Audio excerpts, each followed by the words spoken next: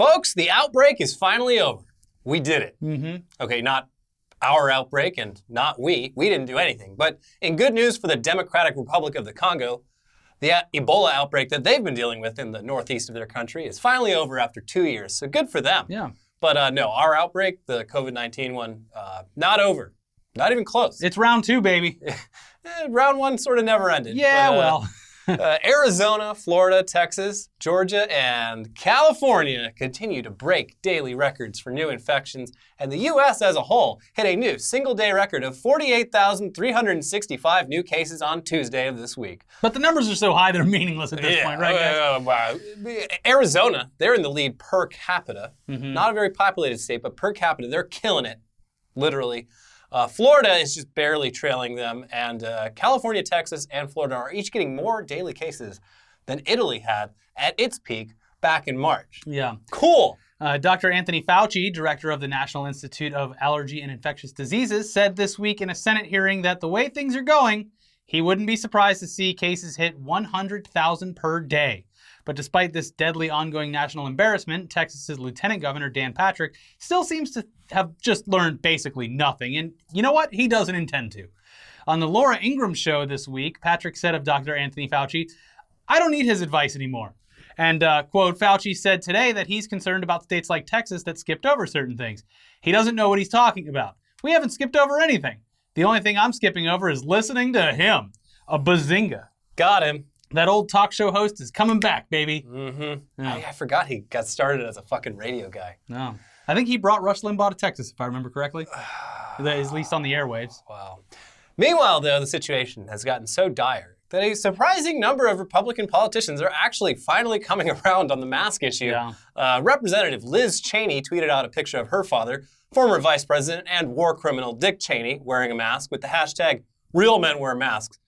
Okay. Because a lot of people are not wearing them because they're not manly. Yeah. Senate Majority Leader and Turtle, Mitch McConnell, said on the Senate floor, "We must have no stigma, none, about wearing masks when we leave our homes and come near other people. Wearing simple face coverings is not about protecting ourselves. It is about protecting everyone we encounter." Wow, he finally just realized that?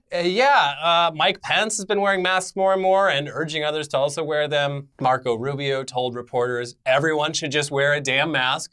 GOP Senators Tim Scott and Chuck Grassley both have made social media posts encouraging mask wearing. And even Steve Doocy of Fox & Friends said this week, quote, "I think that if the president wore one, it would set a good example. MAGA should now stand for masks are great again."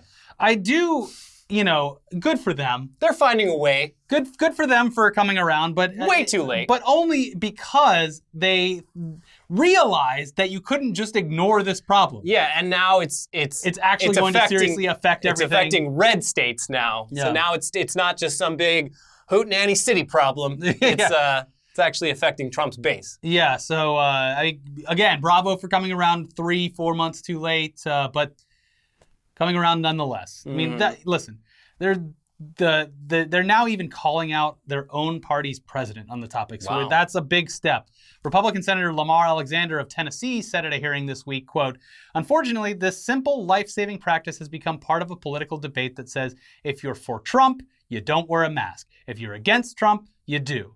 That is why I have suggested the president should occasionally wear a mask, even though there are not many occasions when it is necessary for him to do so. The president has millions of admirers. They would follow his lead." Please, sir. And yeah, I mean, credit where it's due. Not much credit, though, because this is all very basic shit that all of them should have gotten very strongly behind 3 months sooner. And then, maybe it wouldn't have been a partisan issue. This actual public health issue wouldn't have been a partisan issue. Yeah, because we knew masks worked a long time ago. Well, to be fair, in the very, very early stages, CDC was like, nah. When it hadn't yet hit America, the CDC, they told a little fib, they told a white lie, because they didn't want people to start hoarding masks like they knew Americans would do immediately. Masks would have been gone like toilet paper, just immediately. So they were like, no, you don't need a mask yet. Please save them for the doctors and nurses. And then 2 weeks later, they're like, okay, yeah, you need a mask. But everyone's like, but you said I didn't need a mask. What's crazy is that the really nice ones are still very hard to find and very expensive. You know who has them? A little local talk here. Fry's Electronics has converted their entire checkout aisle to the PPE shop. There you go. And I mean, they're price gouging a little bit, but not horribly so. They need to survive. So I understand, I guess. Yeah. I actually got my because I wear gloves when I go to the grocery store, and boo, wearing blue gloves, that looks weird. So I got some really nice black latex gloves from Ace Hardware, of all places. Not price gouged. Oh. So you got to know where to look. Yeah, the gloves, there's plenty of gloves, but the N95 stuff, Fry's has every possible configuration of N95. And it's all they have. If you go to Fry's looking for a computer these days, nothing. And they also, they have these jugs of hand sanitizer that are like 2-gallon jugs of it. It's incredible. Good for them. They're the last fucking independent electronics store in Southern California for a reason. Yeah. They know what the people want. Things are looking grim for Fry's. Anyways, let's get back on the topic. They got a UFO inside of their building. Yeah. It's crazy. Anyway, as an example of how mask wearing remains a partisan issue with little hope for that changing, even with all these GOP people talking about it, a Washington Post article that was covering this recent shift on masks quoted one longtime Republican strategist who said, "Mask wearing has become a totem, a secular religious symbol. Christians wear crosses, Muslims wear a hijab, and members of the Church of Secular Science bow to the gods of data by wearing masks as their symbol, demonstrating that they are the elite, smarter, more rational, and morally superior to everyone else." Again, I'll say that it's great that the GOP is coming around and changing their ideas on this, but it's far too late. Exactly. People have already made their decision, and they will not change. I'm telling you, if wiping your ass had been invented under the Trump administration... No, I have a dirty ass, and I'm proud. Republicans would be walking around with fucking swamp ass. Can you smell that? Yeah. Oh, you're going to wipe your ass? Gay? Yeah. Pussy? Liberal? I don't wipe my ass. I don't wear a seatbelt. Yeah. And that's all I have to say about that. Yeah, a lot of people have brought this up on Twitter. They're like, wow, did people feel this way about seatbelts when that first... Yes. And yes, actually. They did. You might know Ralph Nader as a presidential candidate. Multiple failed presidential who candidates. People say spoiled the elections, but not really. But the reason Ralph Nader first gained notoriety was he was like a strong advocate for seatbelts at a time where people were just like, well, it's just personal choice. And he wrote a bunch of books. One of them was called Dangerous at Any Speed, about how just cars are inherently dangerous. Just wear a fucking seatbelt. Mm-hmm. But yeah, it was a big culture war issue. And for some people, it still is. Yeah, it's weird. To jump back into the mask thing really quick, you haven't seen Trump's statement on masks? He's finally coming around. Oh, Trump himself is finally coming around. He said today that, I'm misquoting, I'll find the real quote and I'll put it on the screen, but basically he likes wearing the darker mask because it makes him look like the Lone Ranger. Listen, whatever it takes. But the Lone Ranger wore a mask over his eyes, so I have no idea how Trump is wearing this mask. Yeah. But hey, the ball is rolling. And that's what matters, right? Yeah. I mean, honestly, if what it takes is a bunch of fucking Blue Lives Matter, Punisher skull, Make America macho, great again, tap out fucking bullshit on these masks, fine. Yeah. Fine. Whatever it takes to make you not feel like a little bitch when you're covering your mouth. Yes. But listen, on the bright side, there is a drug coming that's been shown to reduce recovery time in coronavirus patients. That's good, right? Okay. It's called remdesivir.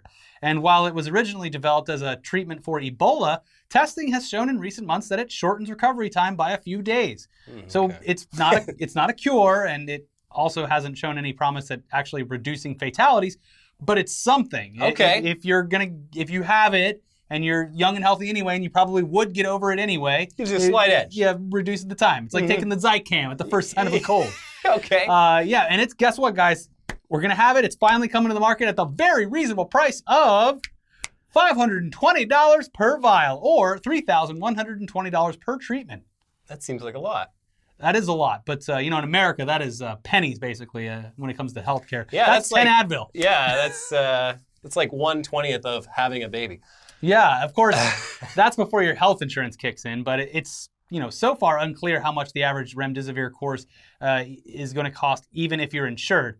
Probably not nothing. I mean, you have a deductible. Yeah. So if you haven't had any healthcare stuff this year, I mean, deductibles are weird things because some people have $500 deductibles, some people have $5,000 It's almost like the system is intentionally designed to be opaque and confusing. Mm-hmm. And just make you not want to get these things because you're going to go broke. Yes. But it's probably going to be a lot more than the roughly $66 per vial it will cost in India for the generic version of the same exact drug. Oh, that's weird. Strange. But on the bright side, only patients in the US of A will have access to new shipments of non-generic, name-brand remdesivir for the next 3 months. Great. Exclusive. Platform-exclusive drug. And that's thanks to an unusual contract between the Trump administration and the drugs maker, Gilead Sciences. So good for us, I guess. And yes, Gilead Sciences, they did put years of research and development into this drug, so they can't just give it away. You know, this is a publicly traded company. They need the money. Yeah. But, you know, $3,000 for a drug that might save you a few years in the hospital, is that fair? Well, not if you factor in that the U.S. government contributed somewhere around $70 million to the research and development that Gilead did. I was waiting for this. Of course we paid for it. Yeah, so in other words, we paid for the drug's development. Anyone who's paid taxes paid for this drug's development, and now you get to pay for it again. The drug that you paid to develop, you get to pay to use it. God bless America. It's almost like, I don't know, a lot of the country probably will just suffer for the extra 3 days instead of pay $3,000. Yeah. No, this is going to be like the rich people drug. Yeah, because all their deductibles are negligible. Yeah. Negligible. And they're all old, so they've seen a doctor a bunch this year anyway. It's already paid. They hit that deductible January like 15. Give me all the remdesivir. Mm-hmm. I can afford it. Anyways, meanwhile, there's still no sign of a vaccine on the horizon yet. There's tests and stuff happening, which is not enough of it. I guess promising sometimes. But here's some news that's really going to ruin your day even more. Over in China, a new strain of swine flu is being increasingly found in pigs. The virus, which scientists are calling G4EA-H1N1. Hell yeah. Got all the video game titles in there. The gamer virus. Just turn that N sideways. We got it. H1Z1. It has characteristics of the 2009 swine flu and the 1918 swine flu. So, hey, that's fun. Cool. The crossover that gets it all wrong. Listen, we got to stop fucking around and eating pigs. I think bacon is delicious, and I don't want to stop anytime soon, but my God. Yeah. Anyways, there's already some evidence that this new strain has made the jump to humans working on Chinese pig farms. So once this coronavirus thing is dealt with, we might have a new swine flu to deal with. And at that point, just kill me. Yeah. Just fucking I'll take my chances. Yeah, exactly. So if we can't get coronavirus solved quickly, and then this happens, we might be simultaneously dealing with both of these. Double virus. Double Chinese virus. Trump's going to love that. I need a bunker. Yeah. I am.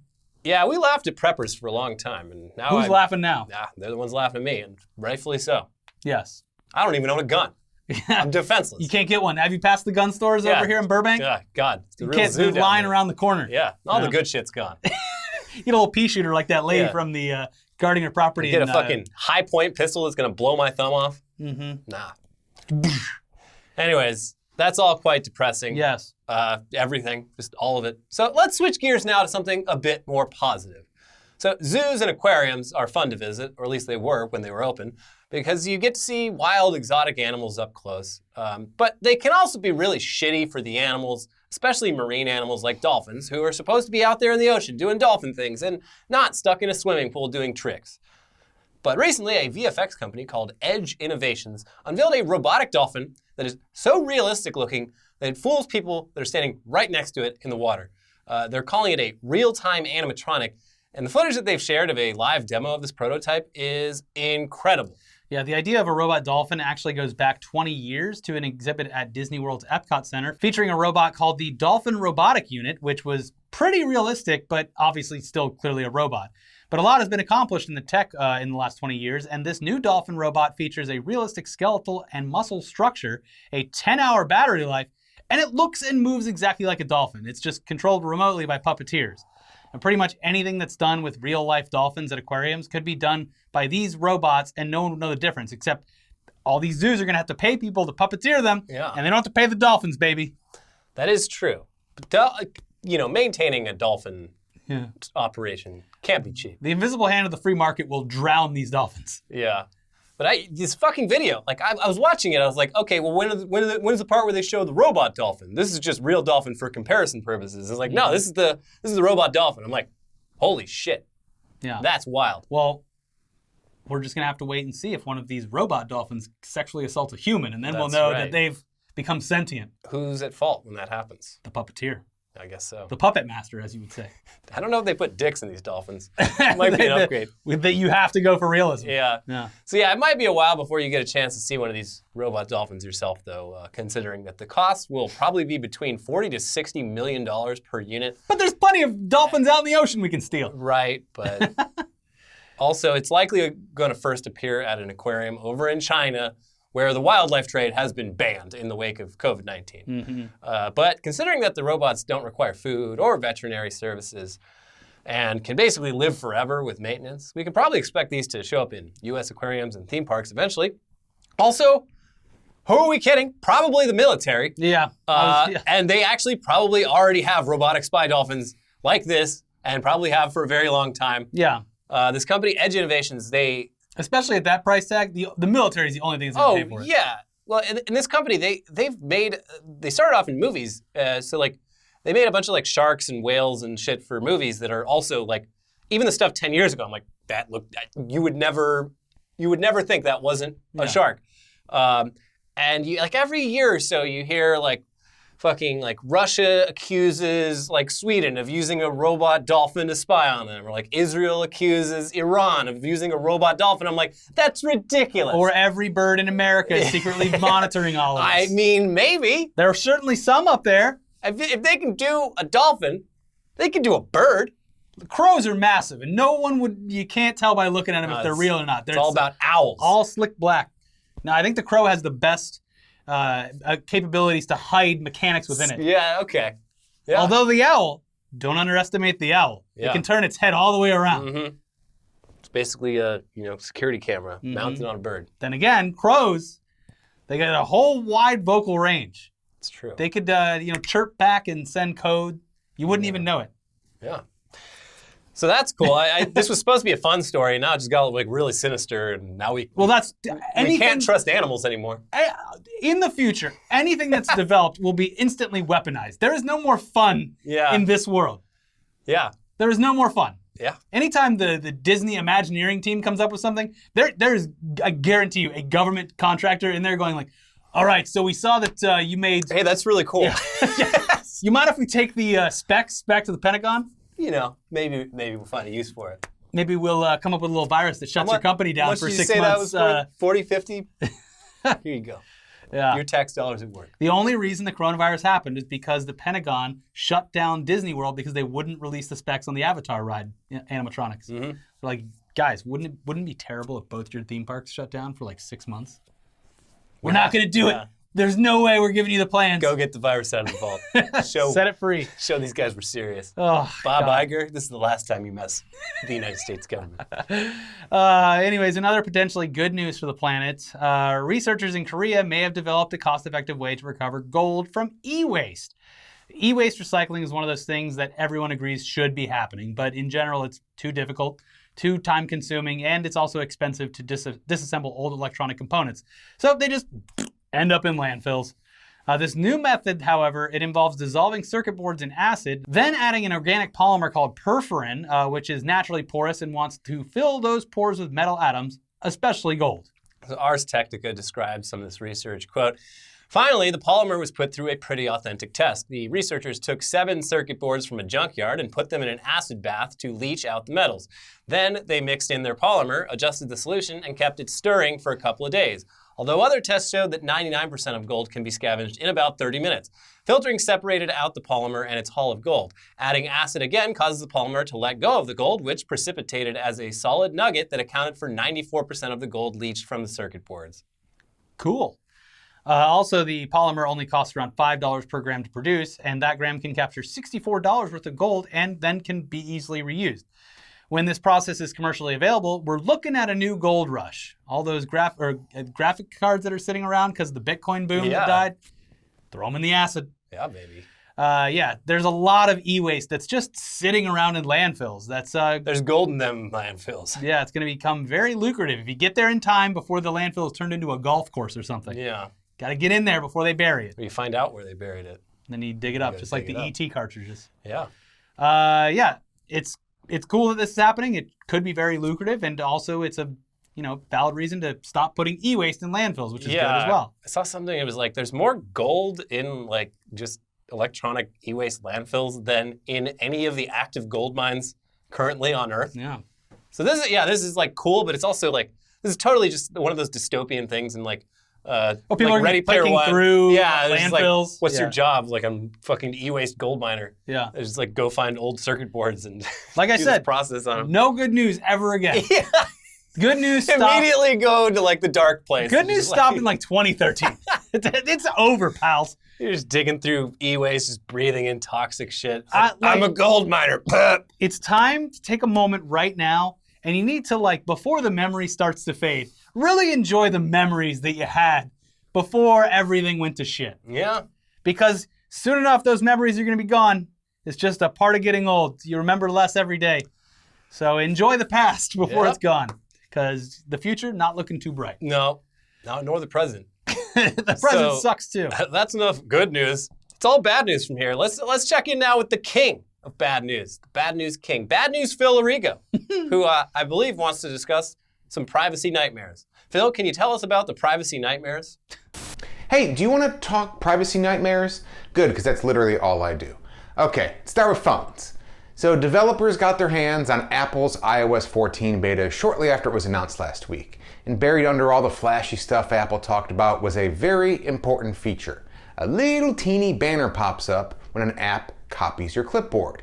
And guess what? TikTok and a bunch of other apps are accessing your clipboard without you knowing it. This might sound really dumb and small, but let me show you exactly how huge this thing is. Jeremy Burge posted a video where he simply types an Instagram comment, and TikTok copies that data every 1 to 3 keystrokes. Why would they need to know in real time what you're typing in a completely different app? So let's move on to photos. Ryan Jones posted a video where he copies an image in iMessage, and guess what? AccuWeather, Wall Street Journal, and every single app he opens afterward paste his photo. Why does Fox News need access to images on your clipboard? Well, they don't need it, but iOS allows them to have access, so why wouldn't they exploit it? Ars Technica compiled a list of all the major apps that scrape your keyboard for no apparent reason, and yeah, they do.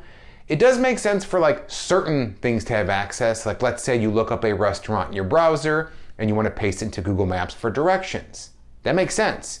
You're the one who copies it, you're the one who pastes it, and you initiated the transfer of data from one app to another. But the fact that all these apps are automatically snooping on your clipboard with no user interaction, that's where it gets like sketchy.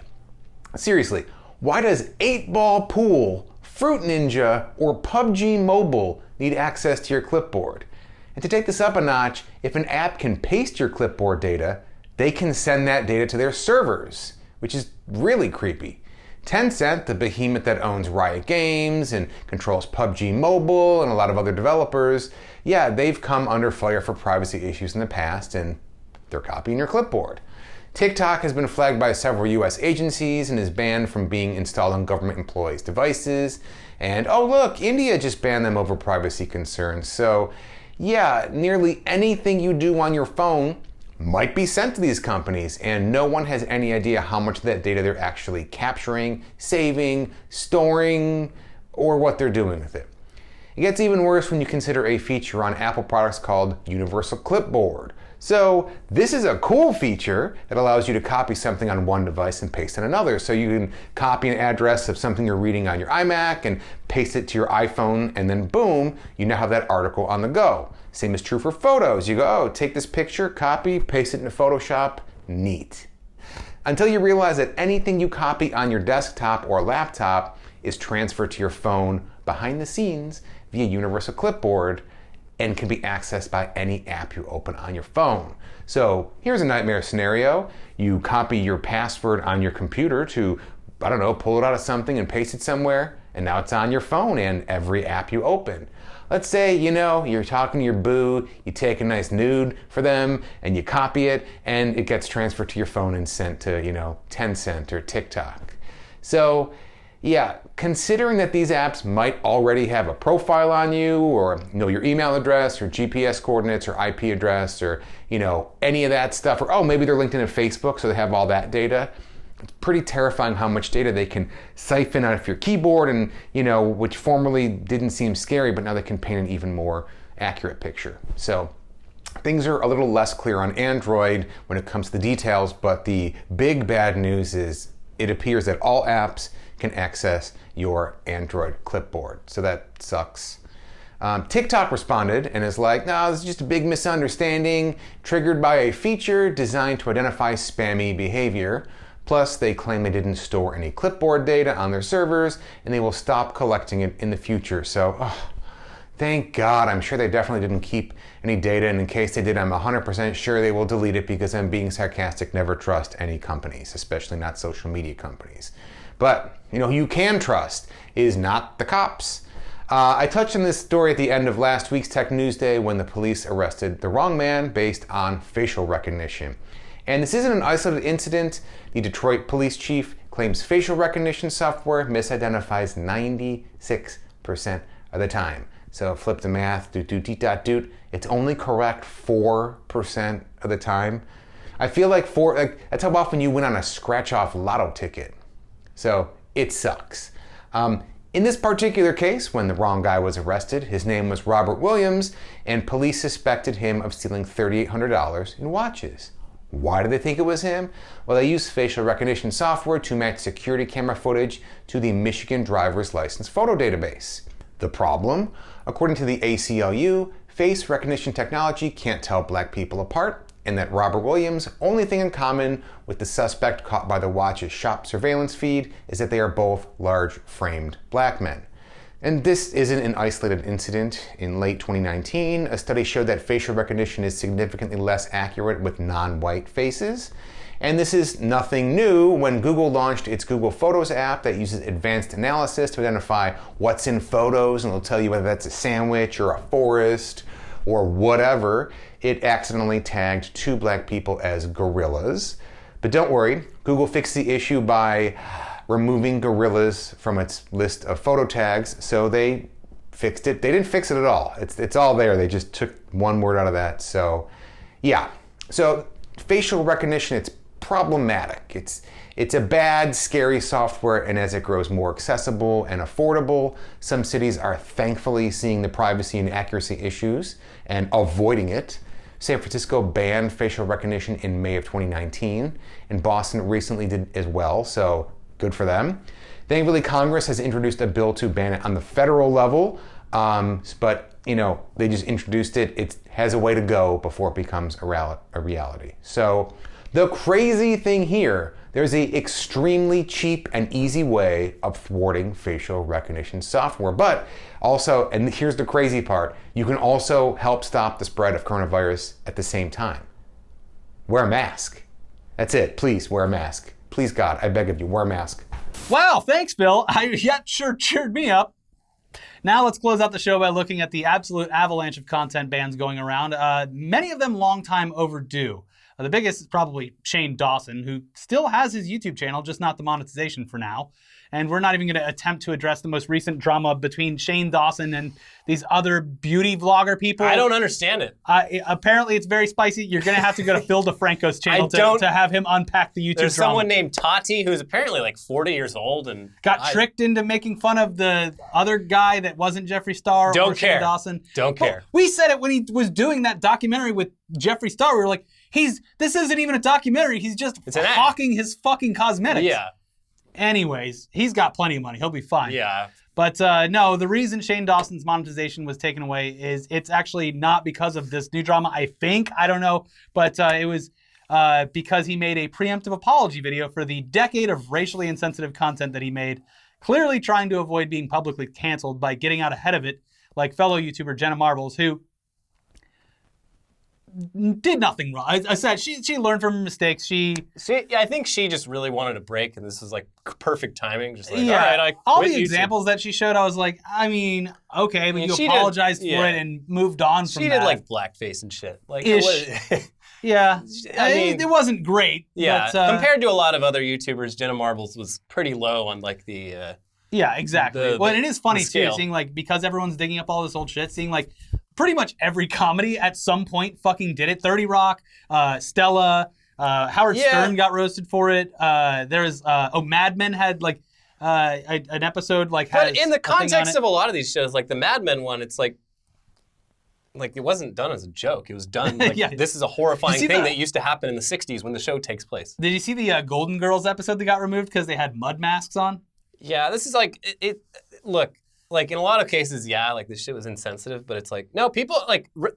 This is not about shit that happened in TV shows and movies. It's about black people being killed by cops. And all these big companies are doing their damnedest to shift the focus away from that and onto like this real surface level shit that like might be offensive, but isn't really what this is about. This is not solving the problem, but especially what was it last night? I think it was Jersey Mike's. It's not real. It's not real? Okay. Thank God, because that was like the dumbest thing I've ever seen. Renaming the BLT to the BLM. The bacon lettuce and tomato. Racism solved. That wasn't real, but the fact that it seemed believable says a lot. Yeah. Anyways, this backfired for Shane Dawson, his public pre-apology. Let me just apologize for everything before they come and cancel me. Because, while he did apologize for a lot of the weird racist shit that he's done, people immediately pointed out stuff that he didn't apologize for. Like a video where he pretended to masturbate to a photo of 11-year-old Willow Smith. Yikes! Yeah, big yikes. Remember his cat that he came on? He said he didn't, but did he? Willow's brother Jaden and mother Jada then publicly called him out on it, which was weird to see also. The Smith family launching into a YouTuber. This is now mainstream Hollywood news, and YouTube couldn't just do nothing the way that they usually do.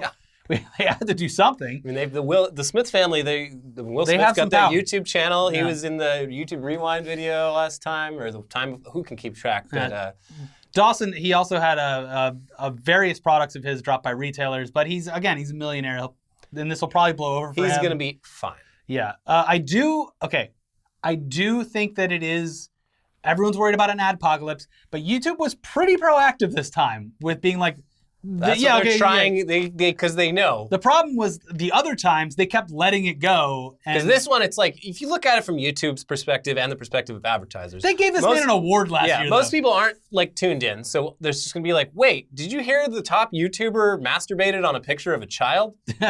Well, we should probably not advertise it. So YouTube is getting out ahead of it as well. There was a lot more skeezy stuff too that I saw in like Twitter videos that I don't even want to fucking talk about. But real gross. He doesn't seem like a great person. I'm so excited to be the last YouTuber. Remember when he's partly responsible for the downfall of Chuck E. Cheese. People don't want to admit it. People want to say it's just slandering their pizza. People want to say it's just COVID's fault, but Chuck E. Cheese was on one of its last rat legs after the pizza conspiracy. Yeah. Anyway, meanwhile, YouTube banned a few other people who really, really should have been given the boot a lot sooner. Yeah. Richard Spencer, David Duke, and Stefan Molyneux, among others. Now, Richard Spencer is, of course, a known white nationalist who has expressed admiration for Nazis. David Duke was famously, literally in charge of the Ku Klux Klan. Mm-hmm. And Stefan Molyneux, he might be a little lesser known, but he's got a long history of promoting white nationalism, conspiracy theories, race science, and also arguably just running a online cult where he strongly urges all the members to like cut off all ties with friends and family. Oh, like a real cult. Yeah. He's been at this for a while. So yeah, people have been trying to get YouTube to do something about these channels for years, but it took them until this week to actually do it. But yeah, Molyneux, he then tried to pivot over to Twitch, and apparently he got the boot there after just 1 hour of streaming. And sucks, but he's a big free market, anarcho-capitalist guy. He believes in, letting the market decide. So I'm sure he's fine with all this. I'm sure he understands. Yeah. Market decided that his content was trash. Reddit, meanwhile, brought down the ban hammer on around 2,000 subreddits, including r/TheDonald, the internet's biggest unofficial Donald Trump fan club, for repeated violations of the TOS over the years. Now, this is another one where people have been calling for this to happen for a very long time. And that subreddit had been dead for 6 months anyway. Yeah. They'd gotten quarantined, and there was a big mod war in between it. Yeah. At this point, it was a little too late for this. It hasn't been active for months. The community has already migrated over to a dedicated site or have just starting up a bunch of other subreddits. So. Yeah.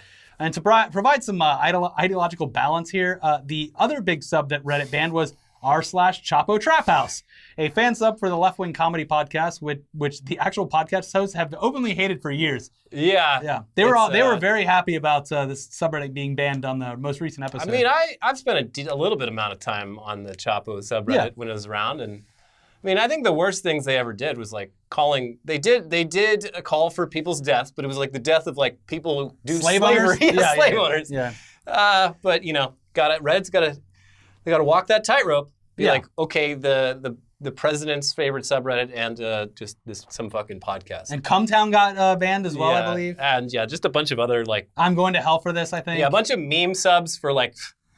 They've been brigaded for years. Yeah, every edgy meme sub on Twitter becomes a Nazi subreddit within 6 months. Like there was one that I think got banned in all this. It started like a year ago. That it was it's called Gamers Rise Up. Oh yeah. It started off as like tongue in cheek, just like same with the Donald. It started off as like irony. So like Gamers Rise Up had some like really funny memes. It was just like making fun of gamer culture and how like gamers think they're oppressed. And within 6 months, like I came back, I was like, what the fuck happened here? Yeah, it was like the change was pretty drastic, pretty quick on that one. It had been brigaded pretty fast. Yeah. So there you go.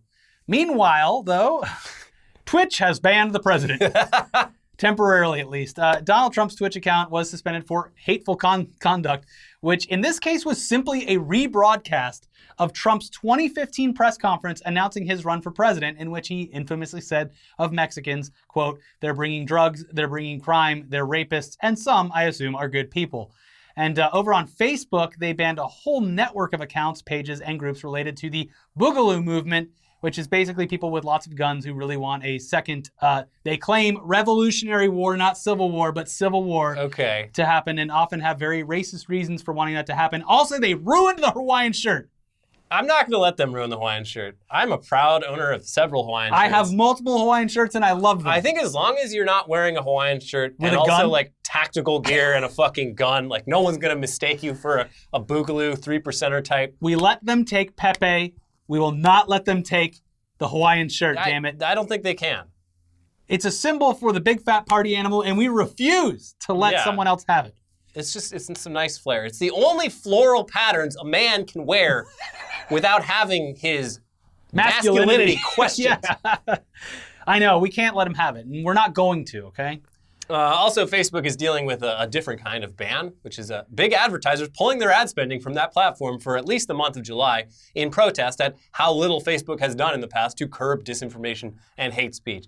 In fact, the Boogaloo bans are probably in direct response to all these advertiser boycotts from over 120 companies, including Microsoft, Starbucks, Coca-Cola, Honda, and Verizon. It's their adpocalypse. Yeah, though it's also worth noting that this might be a little bit performative. Most of the companies who spend the most money on Facebook advertising are not participating in the boycott. In fact, only 3 of the top 25 ad spenders have suspended their ads. So this ad boycott probably not going to have much of an effect. Companies who are no longer doing ads in there never really advertised that much to begin with. But to be fair, Facebook has been like very outwardly apologetic. And please, actually, so it does look like it might affect them a little bit. But I think they're also getting called up to Congress again, probably pretty soon. Well, and like the general discourse online, especially because of this, is that you see it comes in waves of people saying delete your Facebook account. I mean, we're always a big proponent of that, but like it does come in waves, and like this whole thing has created a recent wave of people being like, yeah, fuck it, I'm done. Yeah. So delete your Facebook. Mm-hmm.